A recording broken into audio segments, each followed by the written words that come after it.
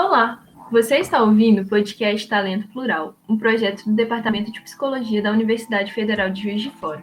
Eu sou Júlia Castro, estudante de Psicologia, e junto com a Nicole Lessa serei a host desse episódio. Olá, Nicole! Olá, eu sou Nicole Lessa. Aqui falaremos um pouco sobre assuntos relacionados à dotação e talento a partir de uma perspectiva global, porém enfatizando a dimensão psicoeducacional. E bem, gente, no nosso primeiro episódio a gente falou um pouquinho sobre dupla excepcionalidade e agora nesse segundo episódio a gente vai falar um pouquinho sobre a história da área das altas habilidades e superdotação aqui no Brasil. Segundo o Ministério da Educação, o MEC, os estudantes com altas habilidades e superdotação são aqueles que, ao serem comparados com pessoas da mesma faixa etária e de mesmo nível de escolaridade, apresentam um potencial elevado em uma das esferas intelectual, acadêmica, de liderança, psicomotricidade, artes, e podem ser tanto isoladas ou combinadas. Além disso, eles demonstram também uma grande criatividade, um envolvimento na aprendizagem e a realização de tarefas em suas áreas de interesse. E para falar um pouquinho disso, agora que a gente já tem definido um pouquinho o que é a habilidade de superdotação, a gente chamou a professora doutora Eunice Soriano de Alencar, uma das maiores referências na área de altas habilidades de superdotação aqui no Brasil. Para falar um pouquinho da história dela, ela tem graduação em psicologia pela Universidade Federal de Minas Gerais, mestrado e doutorado em psicologia pela Purdue University e pós-doutorado no Gifted Educational Resource Institute dos Estados Unidos.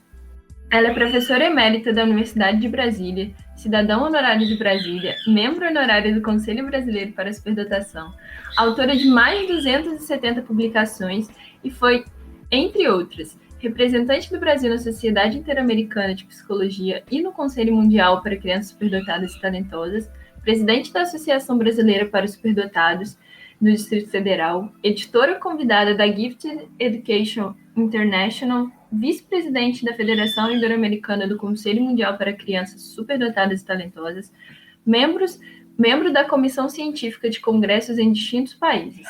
Além disso, foi também pesquisadora do CNPq de 95 a 2017 e participa do Conselho Editorial de periódicos científicos de vários países. Tem também experiência na área de psicologia, com ênfase em psicologia do desenvolvimento humano e psicologia escolar e educacional, atuando principalmente nos seguintes temas: criatividade, professor, ensino, altas habilidades e superdotado. Gente, esse é só um pedacinho de tudo que a professora Eunice já fez. E, bom, depois de falar um pouquinho disso tudo, a gente queria dar as boas-vindas para ela. Professora, seja bem-vinda. É um prazer ter você aqui nesse episódio com a gente. Obrigada, muito obrigada, Júlia. Um prazer grande também estar com vocês hoje.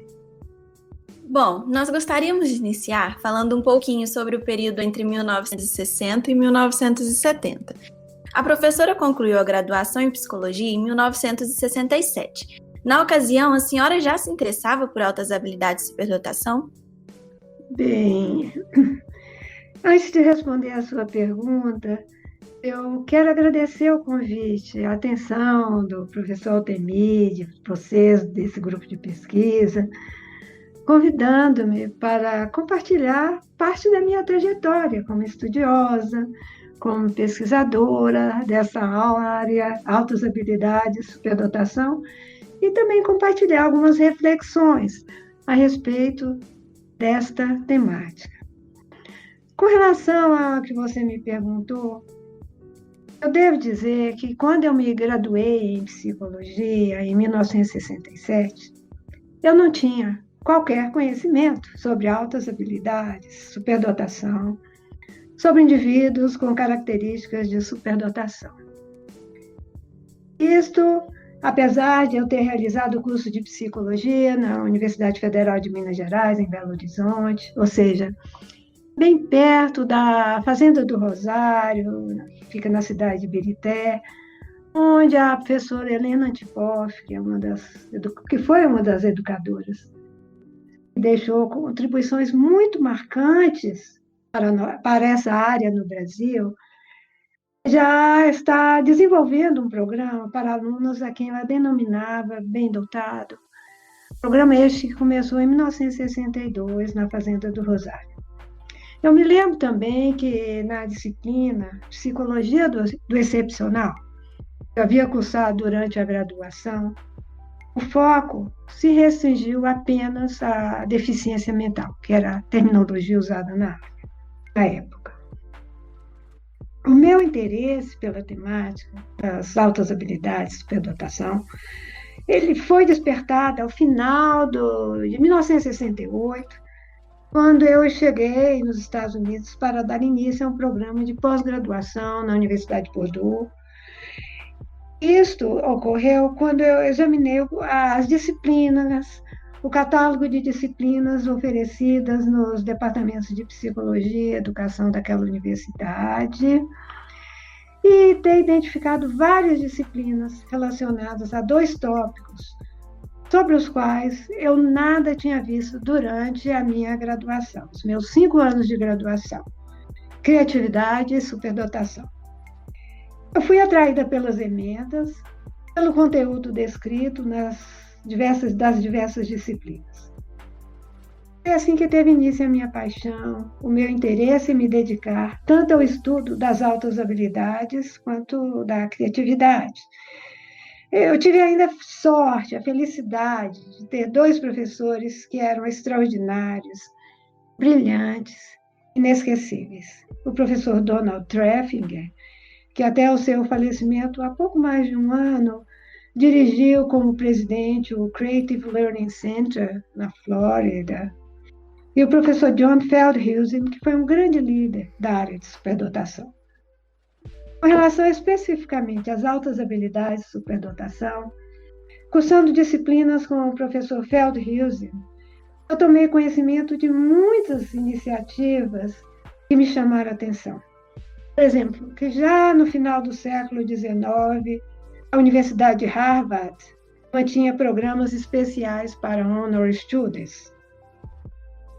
E, em 1913, iniciaram as atividades do Hunter College High School for the Gifted, e também informações, tomei conhecimento da National Association for the Gifted Children, que tem publicado desde 1957 a revista Gifted Child Quarterly, que eu considero uma das melhores revistas da área e que tem organizado há muitas décadas, um evento anual importantíssimo e do qual participam alguns milhares de professores, de educadores, de pessoas interessadas na área. E como que estava a área de altas habilidades e superdotação aqui no Brasil nessa época? A senhora lembra? Eu devo dizer que eu voltei dos Estados Unidos nos meados de 1971.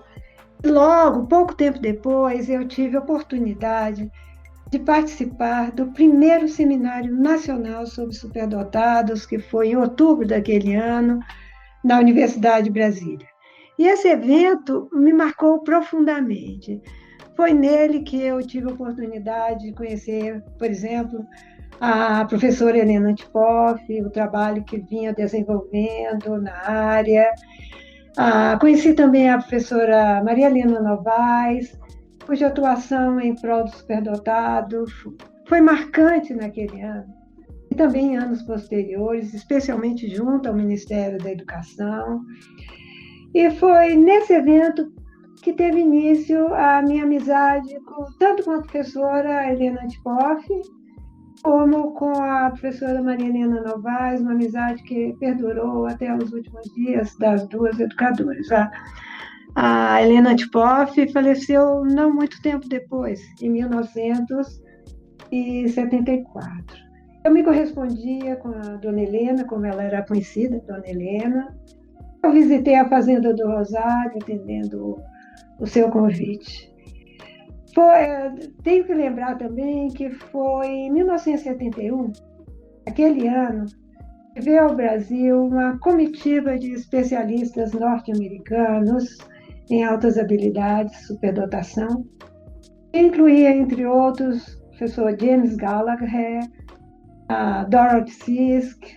A Dorothy, ela se tornou grande amiga de Maria Helena. Sempre que eu encontro com a Dorothy em eventos, como ocorreu há 2 anos, no último congresso do do World Council na Universidade Vanderbilt, nos Estados Unidos, em Nashville, ela sempre recorda sobre Maria Helena, sobre a amizade que com ela a Dorothy mantinha.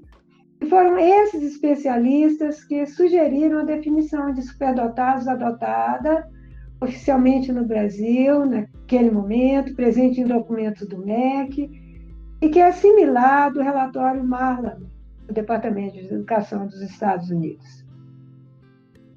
Lembro que também foi naquele ano, 1971, que foi promulgada a Lei 5.697, fixando as diretrizes e bases para o ensino do então primeiro e segundo graus, que incluía no artigo sobre atendimento especial os superdotados, como estudantes que também deveriam receber um atendimento especial.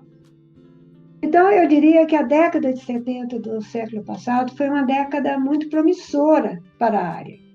Nós tivemos vários seminários nacionais em distintas cidades brasileiras. Tiveram início as atividades do CENESP, que é o Centro Nacional de Educação Especial, do Ministério da Educação, em 1973, que deu muito apoio à área, graças especialmente a Maria Helena Novaes. Eu poderia lembrar também que vários programas tiveram início para atendimento ao aluno com altas habilidades de superdotação, como, por exemplo, o programa da Rede Pública de Ensino do Distrito Federal, o programa da Fundação José Carvalho, em Pojuca, na Bahia, que não teve continuidade, o programa do Centro Educacional Objetivo, em São Paulo. Foi também nessa década, na década de 70, no final dos anos 70, que foi criada a Associação Brasileira para os Superdotados.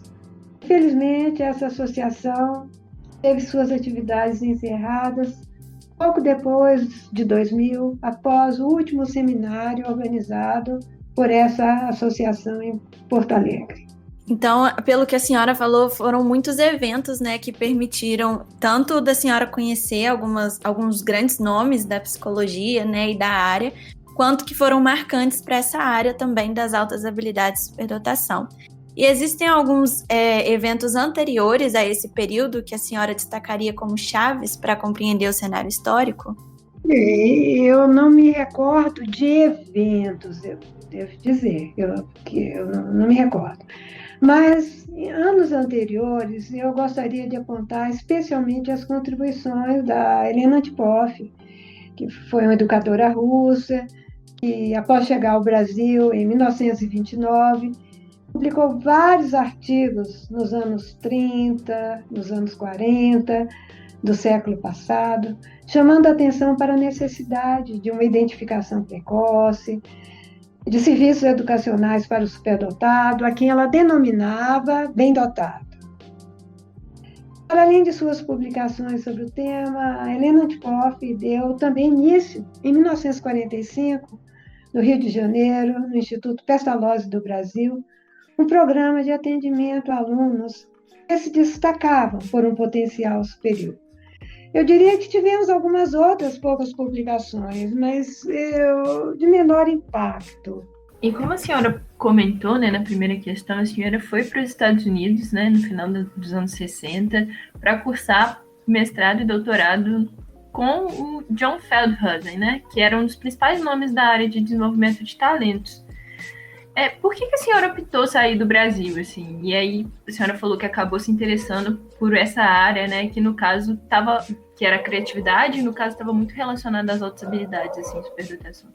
Bem, na verdade, na época que eu saí do Brasil, quando eu cursei psicologia, em 1966, eu já havia concluído o bacharelado e licenciatura em psicologia. Em 1967, eu completei minha formação como psicóloga na UFMG.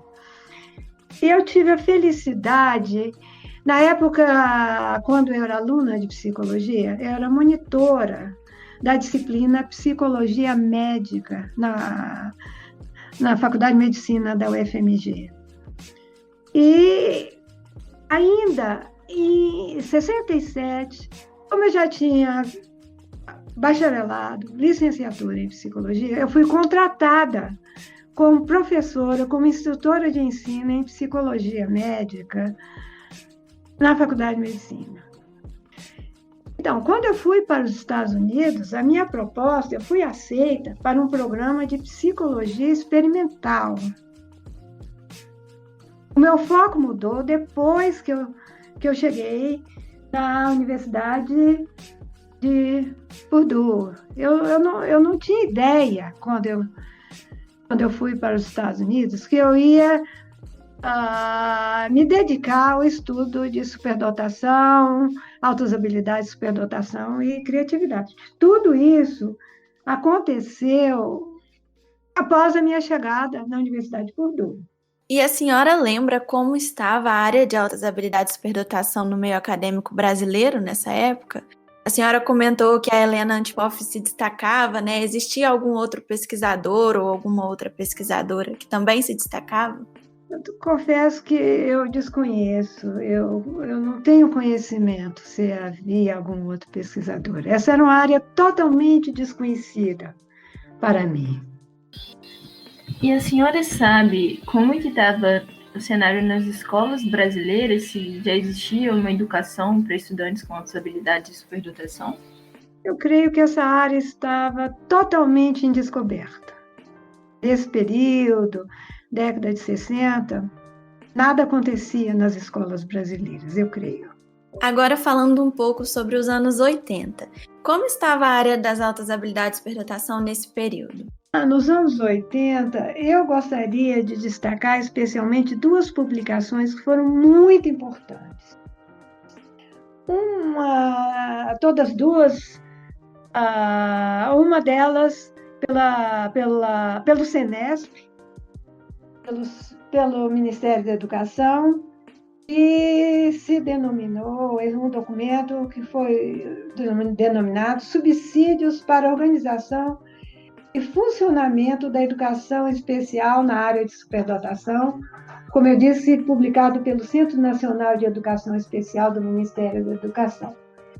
Este documento, de 86, ele foi preparado, teve como técnica responsável a professora Maria Helena Novaes. É um documento com muitos detalhes importantes sobre a educação superdotada. Um segundo documento também da maior relevância, com informações muito importantes sobre as diferentes facetas relacionadas à educação superdotada, foi um documento do Conselho Federal de Educação publicado em 1987.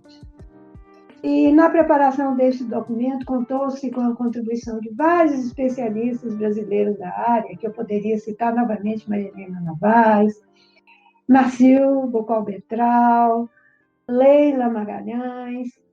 Eu tenho uma ligeira lembrança que também a professora Érica Landau, que fundou e dirigiu durante várias décadas o Instituto para Atendimento a Alunos Superdotados em Tel Aviv, esteve presente nesse evento. E eu me recordo que quando a professora Érica participou desse evento, ela proferiu uma palestra aqui em Brasília, em que eu tive a oportunidade de estar presente. Então, são dois documentos primorosos, com muitas informações relevantes. Eu, inclusive, utilizei para fundamentar uma apresentação feita por mim, um simpósio sobre políticas públicas, área de superdotação, com representantes de distintos países, atendendo o convite do professor Harry Parsons em um evento na Universidade de Toronto, no Canadá. Eu me recordo que os participantes daquele simpósio, eles ficaram muito impressionados com as políticas públicas em prol do superdotado em nosso país. Eu fui, inclusive, procurada por uma comitiva de educadores de um país asiático que estava presente naquele simpósio. Da minha fala, pois pretendiam dar início a programas para superdotados. O documento apresentado por mim incluía informações orientadoras muito relevantes. Infelizmente, nós sabemos do fosso, do abismo, e estava previsto, e continuamos a perceber que muitas vezes continua, entre o que é proposto, o que era proposto naqueles documentos relativos às políticas públicas do MEC, do Conselho Federal de Educação, e o que de fato vinha sendo implementado em nosso país. Um outro fato da década de 80 que eu gostaria de sinalizar é que foi na década de 80 que eu publiquei o livro Psicologia e Educação Superdotada. Devo dizer que foi muito difícil encontrar uma editora interessada. Apesar de termos vários programas em funcionamento no país, na década de 80. Eu me recordo que eu entrei também, finalmente, quando o livro foi publicado pela editora EPU de São Paulo, eu entrei em contato com revistas da área de educação, solicitando uma resenha, alguma nota, apresentando a publicação do livro. E a única revista que aceitou publicar uma resenha foi muito no sentido de criticar a publicação de um livro referente à educação superdotada, sinalizando que o Brasil tinha tantos problemas na área de educação que não valia a pena publicar um livro relacionado à educação superdotada. Diante dos desafios, dos problemas, do número de alunos que não são atendidos, alunos na escola regular, do número de analfabetos no país, por exemplo. E aí depois, em 1996, a gente teve a criação da Lei de Diretrizes e Bases da Educação Nacional, né? E aí nessa lei parece que, dentre outras medidas, né, começa a ter a possibilidade do avanço nos cursos e nas séries, né, mediante verificação de aprendizado, e aceleração para concluir em menor tempo o programa escolar, né, pelos superdotados. Então a gente, querendo ou não, passa a ter uma atençãozinha um pouquinho mais voltada para isso, assim, claro que ainda bastante pequena, mas a senhora acha que essa lei de diretrizes e bases da educação, ela pode ser considerada um marco histórico para a área de alta-habilidade e superdotação? Bem, eu diria que de fato foi um marco histórico da área. Essa área de nosso interesse nos anos 90. Mas eu não poderia também deixar de lembrar que no documento Subsídios para a Organização e Funcionamento de Serviços de Educação Especial, área da superdotação, que foi publicado em 1986 pelo MEC, já estavam previstas diversas formas de aceleração. Então, a aceleração já vinha sendo discutida, diferentes formas de aceleração já estavam previstas em documentos oficiais do Ministério da Educação. Mas eu gostaria também de aproveitar e lembrar que houve também outros marcos importantes na década de 90 e que foram também muito relevantes. Por exemplo, em 1995, foi publicado um documento denominado Diretrizes Gerais para Atendimento aos Alunos Portadores de Altas Habilidades / Superdotação e Talento, pela Secretaria de Educação Especial do MEC. Então, foi nesse documento de 1995, eu participei das reuniões, que ocorreu a introdução do termo altas habilidades. Mas veja, o termo talento continua presente. Eu gosto muito do termo talento. Desculpe, eu não sei por quê. Talvez porque eu goste do chocolate talento. A razão mesmo eu não sei. Talento é uma palavra importante que parece que caiu em desuso nos documentos oficiais. E naquela época, era a secretária de Educação Especial do MEC, a professora Marilene Ribeiro. A professora Marilene, ela deu grande apoio à área. Ela foi muito importante para a nossa área e é uma pessoa que nunca é lembrada. Tanto assim que, em 1996, a Secretaria de Educação Especial do MEC organizou um seminário fechado de 2 dias, cujo foco foi a educação do superdotado, em que estiveram presentes todos os secretários de educação dos 26 estados brasileiros. E o objetivo dessa reunião, desse seminário, foi fazer com que os secretários estaduais tomassem conhecimento da importância de se implementar programas para alunos com altas habilidades superdotados. Também foram convidados para o evento os principais pesquisadores, os principais estudiosos da área, para proferir palestras nesse evento. Eu me lembro bem que eu fui uma das palestrantes do evento. Um outro evento muito importante foi o 3º Congresso Ibero-Americano do World Council for Gifted and Talented Children, em 1998, que nós tivemos em Brasília. Esse congresso internacional, esse 3º Congresso Ibero-Americano do Conselho Mundial, ele foi organizado pela Secretaria de Educação Especial do MEC. Nós tivemos o apoio da Unesco. A Unesco contribuiu com $100 mil para a organização do evento, imagina.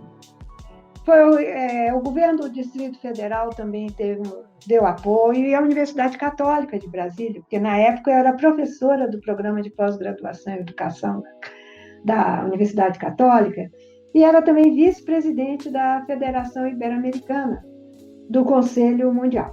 E nesse evento nós tivemos como conferencistas grandes especialistas da área, como, por exemplo, os professores Kurt Heller e Klaus Urban, da Alemanha. Eu conheci muito esses dois pesquisadores, porque eu passei um período na Universidade Ludwig Maximilians de Munique, em que eu tive a oportunidade de conhecer os vários pesquisadores da Alemanha da área e também de outros países, como a professora Milgram, de Israel. Participou também desse congresso o professor Frans Mox, da Holanda, além de termos a participação, por exemplo, de Saturnino de la Torre, da Espanha, James Gallagher, Joyce Van Tasselbask e Barbara Kerr, dos Estados Unidos, além, naturalmente, de alguns colegas nossos do Brasil, como a professora Maria Helena Novaes, que deu uma palestra extraordinária no evento. E, novamente, para esse Congresso de 1998, todas as secretarias de educação dos estados brasileiros foram convocadas pela Secretaria de Educação Especial do MEC para estarem presentes. Então, foi um evento muito importante. Também não poderia deixar de lembrar que, na década de 90, tiveram início as atividades do CEDET, Centro para o Desenvolvimento do Potencial e Talento em Lavras. Aqui, é importantíssimo não esquecer da professora Zenita Gunter. Também o Instituto Rogério Steinberg, no final da década de 90, no Rio de Janeiro, iniciou 2 programas muito interessantes: Despertando Talento e Desenvolvendo Talento para estudantes da periferia, para estudantes de baixa renda. E ainda no final da década de 90, o SMART, o Instituto Social para Motivar, Apoiar e Reconhecer o Talento, iniciou a implementação de um número de programas da maior relevância, voltados especialmente para alunos de baixa renda. Então, são instituições, são centros, são institutos da maior relevância hoje para dar visibilidade à área, para atender estudantes que, na terminologia brasileira em vigor, altas habilidades, superdotados, ou mais recentemente, altas habilidades ou superdotação, tem sido utilizada. Então, a gente pode perceber que mesmo tendo alguns impasses, né, como a senhora comentou, nos anos 80, e alguns desafios, nos anos 90 houve um destaque maior para a área, né? Foi começando a ter um maior destaque, assim, alguns eventos que impulsionaram um pouco na história da área das altas habilidades e superdotação, né? E com certeza o contato que a senhora teve com esses professores de nomes, assim, né, conhecidos, contribuiu muito para o conhecimento da senhora também, né? Nessa área, assim. Com certeza, com certeza. E aí, depois da década de 90, a gente tem a primeira década dos anos 2000, né, que parece ter sido a mais rica, ou pelo menos uma das mais ricas, né, para a área de altas habilidades e superdotação até aqui. Isso porque foi nela que foi criado o Conselho Brasileiro para a Superdotação, né, as Diretrizes Nacionais para a Educação Especial na Educação Básica e também outras políticas públicas em educação que acabaram consolidando o reconhecimento das altas habilidades de superdotação como uma necessidade educacional especial, né, e com isso estabeleceram diretrizes para o atendimento. Além disso, ocorreu também o primeiro Congresso Brasileiro para a Superdotação. A senhora concorda que esse foi um dos períodos mais férteis para a área? Bem, em todas as décadas, nós tivemos alguns marcos muito importantes. Você sinalizou dois desses marcos. E um deles, que inclusive eu estive presente, foi a criação do Conselho Brasileiro para a Superdotação, que em 2003, aqui em Brasília, em que nós convidamos os principais líderes da área do Brasil para estarem aqui. De fato, como você sinalizou, um evento muito importante. Mas eu gostaria de dar destaque a outros eventos, a dois outros marcos, eu diria, que eu considero da maior importância. Um deles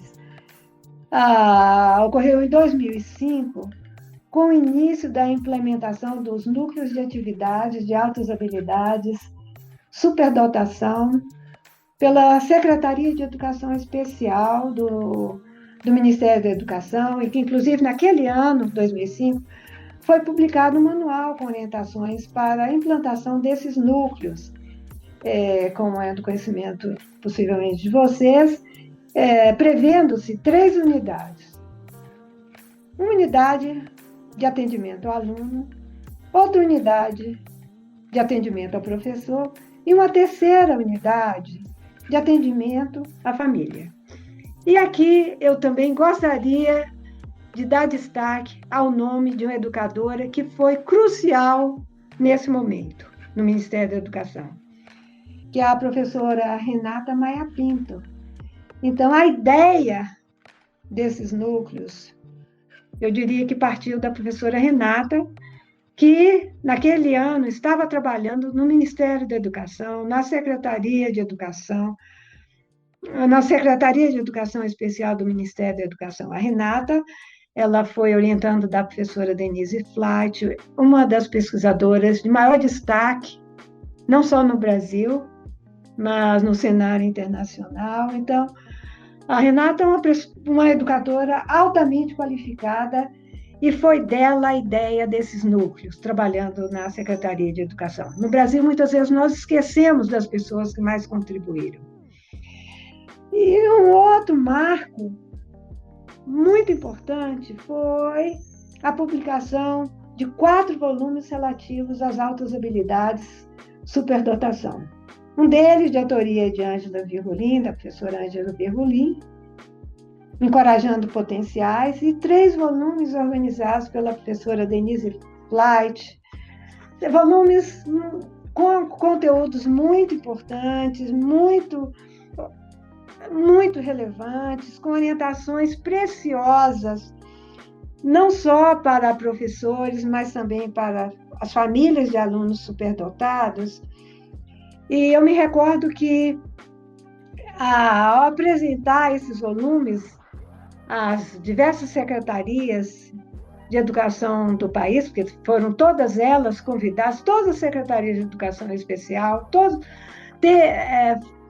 foram convidadas a encaminhar representantes, não apenas para tomar conhecimento daqueles volumes, receber volumes para levar aos estados, mas também para estarem presentes nas palestras que foram preferidas pelos autores de diversos capítulos incluídos nos vários volumes. Então, esses 2 fatos, no meu entender, foram muito importantes. Nós sabemos, inclusive, que esses 4 volumes continuam disponíveis no site do Ministério da Educação. Continuam sendo muito úteis a qualquer educador, a qualquer pessoa que tenha interesse nessa área. E apesar desses avanços, em uma publicação recente, a gente tem um alerta de que várias décadas após a Lei 5.692 de 1971, que a senhora mencionou anteriormente, né, o Brasil ainda luta para estabelecer uma oferta generalizada de educação para estudantes com superdotação. Predomina a falta de conhecimento e a falta de mecanismos organizacionais, institucionais e pedagógicos para um atendimento mais eficaz desses alunos. A gente pode inferir que, apesar de a primeira década dos anos 2000 ter gerado certo otimismo, os avanços na área de altas habilidades e superdotação são lentos ou até mesmo que retrocedemos nos últimos anos? Bem, eu diria que nós temos enormes desafios em nosso país. Nós sabemos que vivemos em um país continental. São muitos Brasis em um único Brasil. E eu diria que os desafios nós temos não apenas na área específica de atendimento ao aluno com altas habilidades de superdotação, mas no que diz respeito à educação como um todo em nosso país. Aqui nós poderíamos apontar, por exemplo, como um dos desafios a formação de professores bem qualificados. Eu diria que é do conhecimento geral, que há uma carência de professores com informação, com formação, por exemplo, na área superdotada. Uma enorme carência de professores. Os professores não têm informação, continuam sem informações suficientes sobre essa nossa área. Eu lembro ainda, eu sinalizo ainda, que nos cursos de pedagogia e psicologia, da vastíssima maioria das instituições de ensino superior, altas habilidades, superdotação, não é um tópico que tem sido explorado como seria desejável. Como você sabe, ainda na sociedade como um todo, muitas ideias preconcebidas, muitas ideias errôneas sobre o superdotado, muita resistência à implementação de propostas educacionais para o superdotado, de programas para alunos com altas habilidades, superdotação, apesar de todos os documentos oficiais com orientações a esse respeito ao longo das últimas décadas. Eu percebo que as famílias se sentem desprotegidas, carentes de informações, sem saber a quem recorrer quando necessitam de orientação. Então, com tristeza eu digo isso, que estamos muitíssimo aquém do desejável no tocante à educação dos alunos que se destacam por um potencial superior, apesar de todos os documentos oficiais com orientações a esse respeito. Mas eu devo dizer que há algo positivo que eu não poderia deixar de apontar. Nós temos hoje no país profissionais, colegas altamente qualificados. Por exemplo, o professor Altemir, de Juiz de Fora, a professora Cristina Delu, a professora Denise Flight, que está assumindo agora a presidência do World Council, e cuja atuação é reconhecida internacionalmente, com grande destaque na área. Eu aponto ainda as professoras Renata Prado, Jane Faria, Renata Maia Pinto, Liliane Carneiro, para citar alguns exemplos mais próximos, que eu conheço, pessoas que eu conheço muito, colegas que eu conheço muito aqui de Brasília. Eu creio que o efeito irradiador desses educadores é algo importante, inegável, que nos dá esperança. Eu quero também lembrar algumas instituições como o SMART, que ampliou em muito os programas oferecidos, desde o início de sua implementação, desde o início da sua implantação, e que é algo de muito valor. A senhora falou um pouquinho de como está, né, agora a situação, de como a senhora vê, mas em relação ao futuro, assim, quais a senhora acha que são as tendências e o que você vislumbra para a área de altas habilidades e superdotação aqui no Brasil?